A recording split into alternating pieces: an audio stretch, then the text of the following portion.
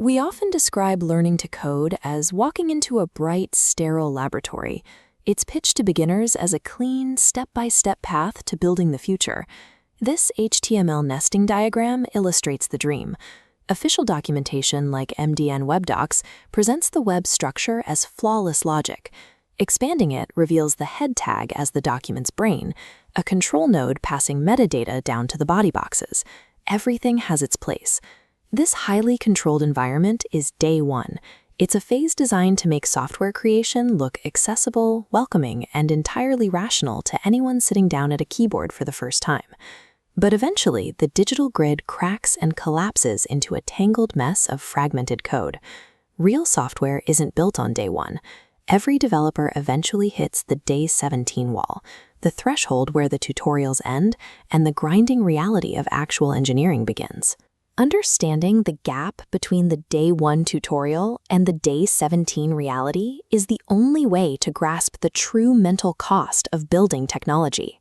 The messy middle of a project forces developers to abandon pristine logic.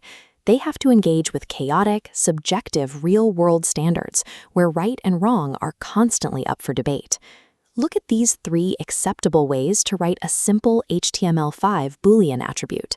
Developers will fight fiercely over whether you must explicitly write out required equals required, or if you can just leave it as a single word. That confusion bleeds into basic page structure. Engineers fill forums endlessly debating whether page pagination deserves its own dedicated nav element. Because the spec is open to interpretation, every choice becomes a potential argument. On top of that, global specifications shift. A standard-setting organization can suddenly declare that previously accepted code elements, like the hgroup tag, are deprecated, rendering past work obsolete in an instant. Every microscopic syntax battle is a tax on momentum.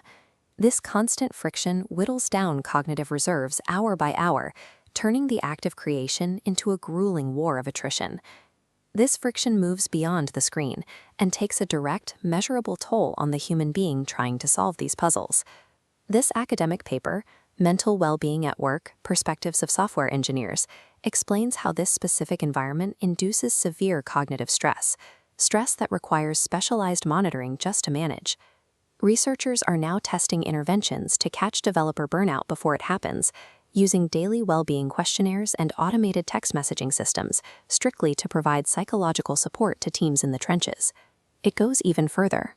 This schematic for a stress shoe describes a physical device with embedded biofeedback sensors in the sole, designed to detect the physical manifestations of anxiety in a coder. Building tech is a severe test of psychological endurance. It leaves you wondering why anyone would voluntarily subject themselves to this crucible. If the development process is this mentally taxing, there has to be a payoff large enough to justify the struggle.